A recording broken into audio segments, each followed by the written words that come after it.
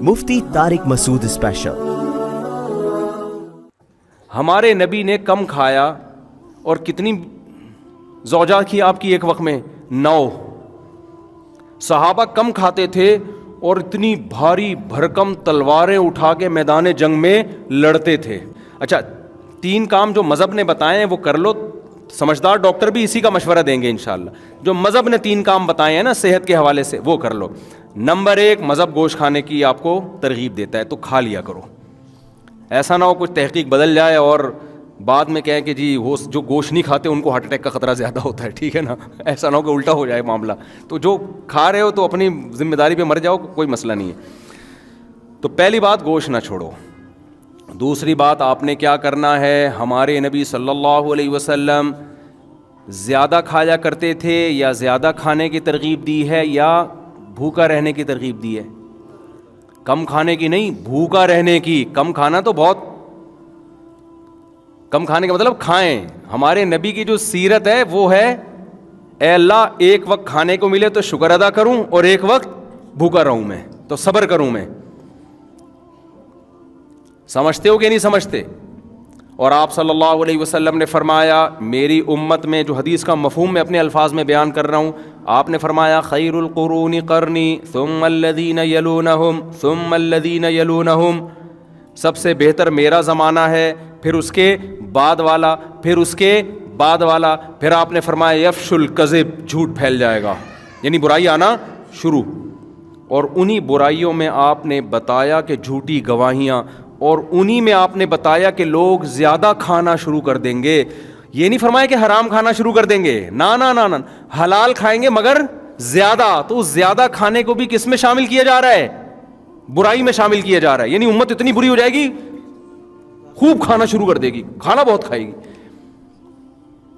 نہیں آ رہی بات میرا خیال ہے۔ تو کم کھانے کی ترغیب ہے،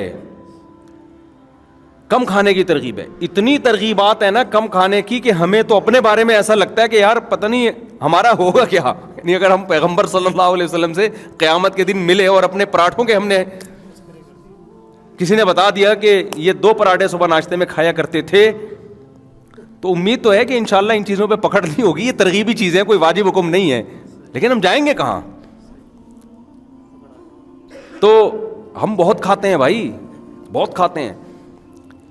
نبی صلی اللہ علیہ وسلم کی خدمت، یہ میں ٹاپک کمپلیٹ کرتا ہوں، جب چل پڑا ہے نا اتنا ہو گیا تو اس کو مکمل۔ آپ نے جو بھائی موضوع دیا ہے وہ کہاں گئے بھائی نے پرچی دی تھی؟ وہ میں اس پہ ضرور بیان، آپ جمعے کے بیان میں آتے ہیں، میں انشاءاللہ اس پہ ضرور، میرے ذہن میں پہلے سے یہ ٹاپک تھا، میں اس پہ ضرور بات کروں گا انشاءاللہ۔ تو خوب سمجھ لو، دیکھو نبی صلی اللہ علیہ، اب یہ صحت کی بات چلی ہے نا، تو اکارڈنگ ٹو اسلام کیا کہتا ہے اس بارے میں، وہ چند چیزیں نوٹ کر لو تو وہ آپ کو زندگی پر فائدہ پہنچائیں گی۔ نبی صلی اللہ علیہ وسلم نے فرمایا کہ 2 آدمیوں کا کھانا، ایک آدمی کا کھانا 2 کے لیے کافی ہے۔ طعام الواحد یکفی لاثنین، ایک آدمی کا کھانا 2 کے لیے کافی ہے۔ یہ صحیح حدیث ہے۔ جتنے میں 2 آدمی، ایک آدمی سیر ہوتا ہے نا، اس میں اصل میں 2 کے لیے کافی کا کیا مطلب؟ سیر تو نہیں ہوتے، لیکن جتنی آپ کو انرجی چاہیے، جتنا آپ کو زندہ رہنے کے لیے، ایک مناسب لائف گزارنے کے لیے جتنی خوراک چاہیے، تو جتنا ایک آدمی کھا رہا ہے وہ کتنے کھانا شروع کر دیں؟ 2 کھانا شروع کر دیں تو وہ کافی ہو جائیں گے آپ۔ اور ہمارے ہاں جتنا ایک کھاتا ہے، جتنا ایک کو کی خوراک ہے تو وہ 2 کی کھاتا ہے۔ وہ اس حدیث پہ کیسے عمل کر رہا ہے؟ الٹا۔ جتنا ایک میں سیر ہو جاتا ہے نا، حدیث تو کہہ رہے ہیں تم ایک میں جتنا پیٹ بھر جاتا ہے تو آدھے میں اس کا آدھا کر دو۔ اور میں آپ کو بتاؤں جب آپ آدھا کرو گے نا، پھر جو آپ گوشت کی یخنی پیو گے، اوہ ہو، جو ہمارے نبی نے یوم نہر میں، مزہ آئے گا آپ کو، صحیح ہے نا، مزہ آئے گا، وہ مزہ آئے گا آپ کو۔ تو آدھا کر لو اس کو۔ اور نبی صلی اللہ علیہ وسلم کی خدمت میں ایک کافر آیا، آپ صلی اللہ علیہ وسلم اکرام کرتے تھے، چاہے مسلم ہو غیر مسلم۔ آپ صلی اللہ علیہ وسلم نے اس کو دودھ پلایا۔ ہمارے یہاں دودھ پیا جاتا ہے ناشتہ کرنے کے بعد، 2 پراٹھے کھانے کے بعد، پھر آپ 1 گلاس دودھ پیتے ہیں اور کہتے ہیں کہ کیلشیم ملے گا، فیٹ ملے گا، کچھ بھی نہیں ملے گا اس سے، ٹھیک ہے کہ اس کے کھانچے کہیں ہیں ہی نہیں جہاں جا کے یہ فٹ ہو۔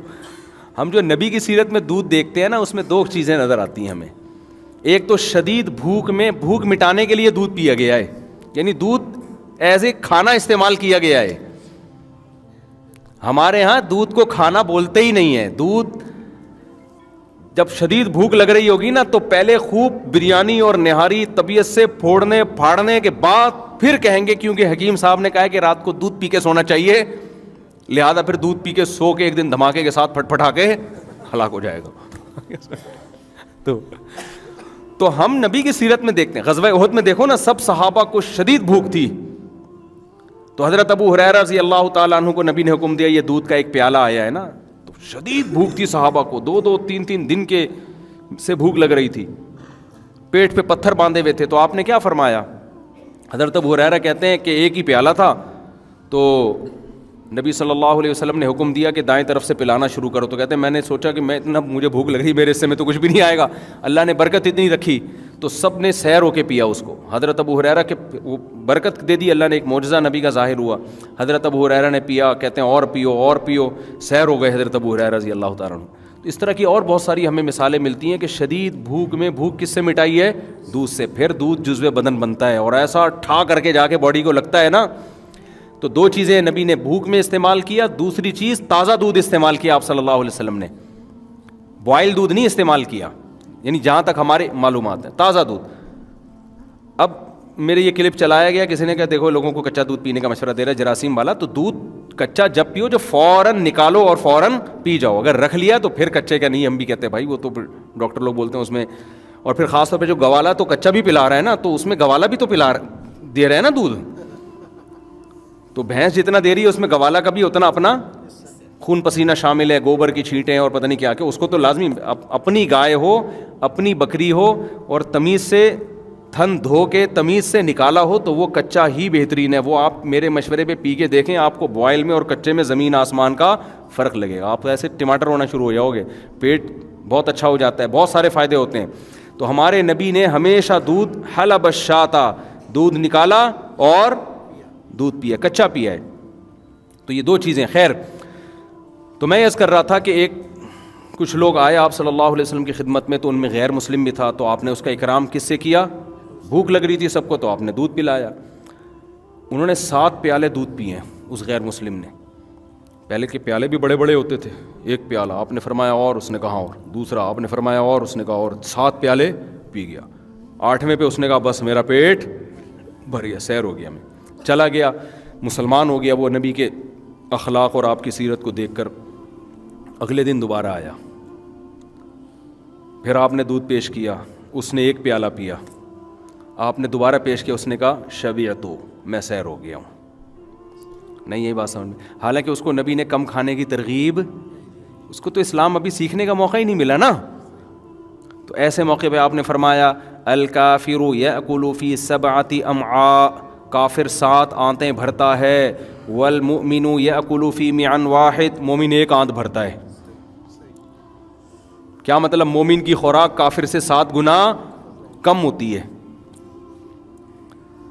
ان صحابی کو نہ یہ پتا تھا کہ اس کو میڈیکلی مجھے کوئی فائدہ ہوگا اس کا، یہ بھی نہیں معلوم تھا. کوئی ڈاکٹر تھے اس زمانے میں سمجھانے والے؟ نہ انہوں نے نبی سے کم کھانے کی ترغیبیں سنی تھیں.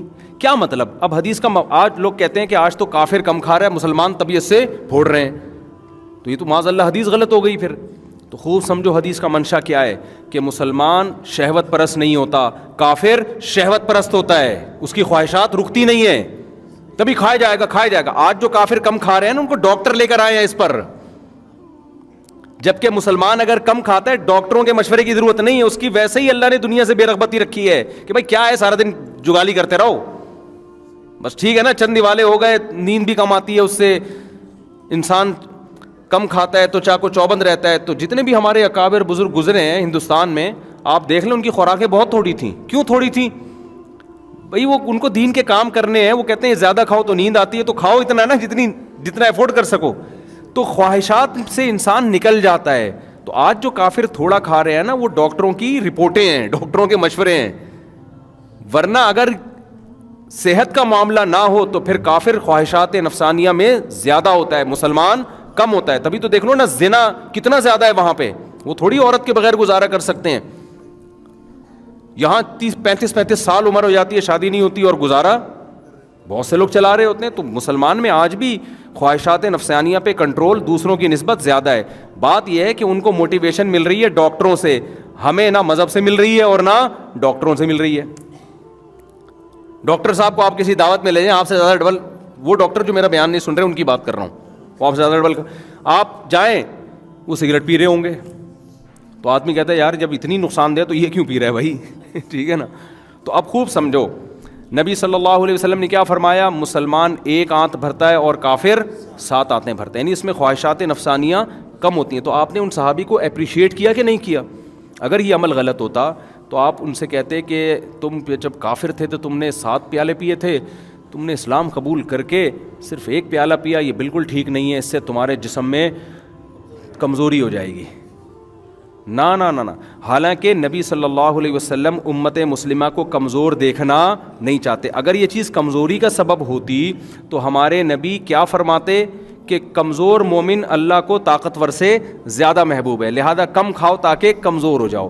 ہم تو یہ دیکھتے ہیں پیغمبر کی سیرت میں کہ آپ نے فرمایا المؤمن القوی احب الی اللہ من المؤمن الضعیف, کمزور مومن, طاقتور مومن اللہ کو کمزور سے زیادہ محبوب ہے. اس کا مطلب ہمارے نبی ہمیں طاقتور دیکھنا چاہتے ہیں, کمزور نہیں دیکھنا چاہتے, پھر بھی کم کھانے کی ترغیب دے رہے ہیں. تو میڈیکلی اکارڈنگ ٹو اسلام یہ پروو ہو گیا کہ کم کھانے سے طاقت زیادہ آتی ہے. یہ ثابت ہو گیا کہ نہیں ہو گیا؟ دونوں چیزوں کو اگر آپ ملاؤ.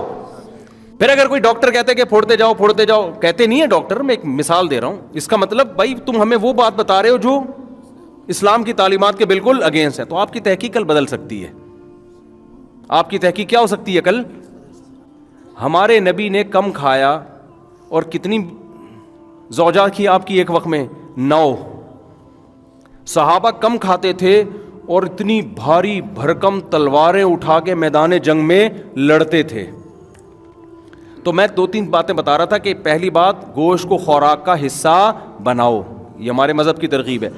ڈاکٹر کہتے ہیں اگر کوئی نارمل ہے, اگر ہاں کوئی کسی کو ہارٹ پیشنٹ بن گیا ہے, اس کو ڈاکٹر منع کر رہے ہیں, تو پھر وہ جانے ڈاکٹر جانے. اسلام تو نارمل لوگوں کی بات کر رہا ہے نا. ابے کوئی شوگر پیشنٹ بن گیا, اس کو تو کھجور بھی نقصان دے گی نا. جو پیشنٹ نہیں ہے ان کی بات کر رہا ہوں میں. دوسرا کام, بلکہ اس کو تو شہد بھی نقصان دے گا. دوسرا کام, پہلا تو گوشت ہو گیا, میں آپ کو اسلام کی روشنی میں صحت کا نسخہ بتا رہا ہوں. دوسرا کام کیا ہے؟ کم کھاؤ, پھوڑو نہیں, یعنی بھوکے رہو, سمجھتے ہو. اور تیسرا کام حدیث میں آتا ہے اللہم انی اعوذ بک من الکسل, آپ صلی اللہ علیہ وسلم نے سستی سے پناہ مانگی ہے. صحابہ سارے چست تھے, گھوڑے سے تیز سلمہ ابن اکوع دوڑا کرتے تھے. آپ نے ان سے یہ نہیں فرمایا کہ تمہاری رفتار اتنی تیز کیوں ہے, اتنی تیز کیوں دوڑتے ہو بھائی, کہ گھوڑا پیچھے رہ جاتا ہے تم آگے نکل جاتے ہو, بلکہ اس کو اپریشیٹ کیا گیا. صحابہ تیر اندازی سیکھ رہے ہیں, گھڑ سواری سیکھ رہے ہیں, بھاگ رہے ہیں, دوڑ رہے ہیں, اور سستی سے پناہ مانگی گئی. تو تیسری چیز کیا ہے؟ فزیکل ایکٹیویٹی, جس کو ہم آج کی اصطلاح میں کیا کہیں گے؟ Physical activity. حدیث میں آتا ہے ایک دفعہ مدینہ میں خطرہ ہوا کہ کسی نے حملہ کیا ہے. خطرہ یعنی کوئی خبر پھیلی. صحابہ کہتے ہیں آپ صلی اللہ علیہ وسلم گھوڑے کی پشت پہ بیٹھ کے اتنی رفتار کے ساتھ گئے ہیں نا دیکھنے کے لیے کہ واقعی یہ خبر صحیح ہے یا غلط ہے, اور بہت تیز رفتاری کے ساتھ آپ صلی اللہ علیہ وسلم دیکھ کر آئے. تو آج فزیکل ایکٹیویٹی کیا ہو گئی ہے؟ اب گھوڑے تو ہیں نہیں, کیا آپ گھوڑے پہ بیٹھیں, گھوڑے پہ بیٹھنے میں کتنی طاقت, پھر گھوڑا بھاگتا ہے, ہڈیاں ہلتی ہیں, گھوڑا جتنا تھکتا ہے اتنا ہی بندہ تھک جاتا ہے. پھر پیدل بھی بھاگتے تھے لوگ, چلتے بھی تھے, بھاگتے بھی, لمبے لمبے پیدل سفر ہوتے تھے. تو آج نہ جاگنگ ہے نہ واکنگ. کھوپڑی شریف میں بات آ رہی ہے کہ نہیں آ رہی ہے؟ آپ کہہ سکتے ہیں جاگنگ کی الگ سے کوئی ترغیب, بھائی جو کام اسلام چاہتا ہے وہ اگر اس کے بغیر نہیں ہو رہا تو پھر یہ چیز خود بخود اس ترغیب میں داخل ہوگی کہ نہیں ہوگی؟ اللہ آپ کو چست دیکھنا چاہتے ہیں, سستی سے حدیث میں پناہ مانگی ہے. تو جو کام سستی کا ذریعہ اور سبب بن رہا ہے اس کام سے بھی پناہ مانگی ہوگی کہ نہیں ہوگی؟ تو یہ 3 کام ہو گئے, اور چوتھا بھی ایک ایڈ کر لو اس میں, سونے کی ترتیب. وہ میری اپنی نہیں بنی ہوئی تو میں اس لیے زیادہ نہیں اس پہ بولتا, کیونکہ ہم بھی کراچی میں ہے نا, سارا سونے جاگنے کی ترتیب کی ایسی کی تیسی ہوئی ہے. لیکن ہمارے نبی نے ترغیب دیر سے سونے کی دی ہے یا جلدی سونے کی دی ہے؟ کائنڈلی تھوڑا سا بتا دیں. اور دیر سے 12 بجے اٹھنے کی ترغیب دی ہے یا آپ تو رات کے آخری حصے میں نماز پڑھا کرتے تھے. تو یہ 4 کام سونے جاگنے کا نا, یہ جو سونا کا 9 بجے ٹائم ہے اصل سونے کا, جو میڈیکلی بھی ایسی ثابت ہو گئی. تو یہ 4 کام تمیز سے. اور دوپہر قیلولہ لازمی کیا ہمارے نبی صلی اللہ علیہ وسلم نے, اور آپ نے فرمایا قیلوا فإن الشیطان لا یقیل, قیلولہ کیا کرو, شیطان قیلولہ نہیں کرتا, سارا دن جاگتا ہے شیطان, اس کے کام بہت ہیں نا.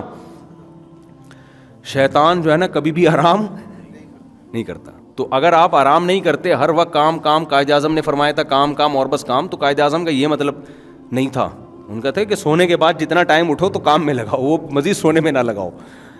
تو آپ نے کیا کیا کہ وہ سارا جو ہے نا, ہر وقت لوگ پاگلوں کی طرح جو پیسہ کمانے میں لگے ہوئے ہیں نا, وہ ہر وقت پاگلوں کی طرح پیسہ کمانے میں لگے ہوئے ہیں, سوتے ہی نہیں ہیں. اور سوتے ہیں تو موبائل پہ لگے رہتے ہیں, پھر موبائل تو ظاہر ہے نیند کو غائب کر دے گا. تو ہمارے نبی صلی اللہ علیہ وسلم گہری نیند سوتے تھے. حدیث میں آتا ہے آپ صلی اللہ علیہ وسلم کے نا ہلکے سے خراٹوں کی آواز آتی تھی. جب یہ گہری نیند ہوتی ہے نا تو ناک سے نا آپ صلی اللہ علیہ وسلم کے معمولی سے خراٹوں کی آواز, یہ جب گہری نیند ہوتی ہے تو پھر ایسی آواز آتی ہے. تو آپ صلی اللہ علیہ وسلم اور آخری عمر میں جسم مبارک بھی تھوڑا سا بھاری ہو گیا تھا, تو گہری نیند سویا کرتے تھے آپ صلی اللہ علیہ وسلم. تو ہمارے ہاں ان چیزوں پہ عملی. خیر میں یہ عرض کر رہا ہوں کہ یہ 4 کام کر لو تو انشاءاللہ جیسے تمام دوائیں بچوں کی پہنچ سے دور ہوتی ہیں تو تمام دوائیں بڑوں کی پہنچ سے بھی کیا ہوں گی, دور ہوں گی. پھر جب پیاس لگے پانی پیو, جی نیچرل لائف. اس کے بعد اگر پھر کوئی خدا نخواستہ بیماری ہوتی ہے, پھر ڈاکٹر جتنے گلاس کا مشورہ دے رہا ہے اس کے مشورے پہ اتنے پی. اس سے پہلے ڈاکٹر کو کہ خام خواہ کے مشورے لینے کی میرے بھائی کوشش نہ کرو. خام خواہ کا جو ہے نا خطرناک ہو جائے گا, وہ ایسا نہ ہو ریسرچ کی بھینٹ چڑھا دے, کل وہ ریسرچ کیا ہو جائے. اب مثال کے طور پر وہ جو اب تک سبزی کھا رہے ہیں, 15 سال پہلے میری ملاقات ہوئی تھی ان سے, وہ سبزی کھا رہے تھے, کہہ رہے تھے گوشت نہیں کھانا چاہیے, چکن بھی نہیں کھا رہے تھے وہ. تو اب اگر بالفرض ریسرچ چینج ہو گئی, نہیں یہ گوشت کھانا چاہیے سبزی نہیں کھانی چاہیے, تو وہ تو کہیں گے یار ہم نے تو 20 سال کیا کر دیے, لوگ دعوتوں میں چکن بھی پھوڑ رہے ہیں, دمبے بھی چربی ڈال ڈال کے پکا کے پھوڑ رہے ہیں, اور ہماری ایسی کی تیسی, محروم ہو گئے. تو ہندو رہتے ہوں گے 90 سال 100 سال, مجھے نہیں پتا اس کا, سبزی سے رہتے ہیں, لیکن گوشت, ہمارے نانا ماشاءاللہ گوشت کھورتے ہیں, 99 سال میں انتقال ہوا ہے, وہ بھی اللہ کی قدرت تھی, تو ورنہ اتنی صحت تھی ان کی. تو رپورٹیں تو آپ کو ہر طرح کی مل جائیں گی.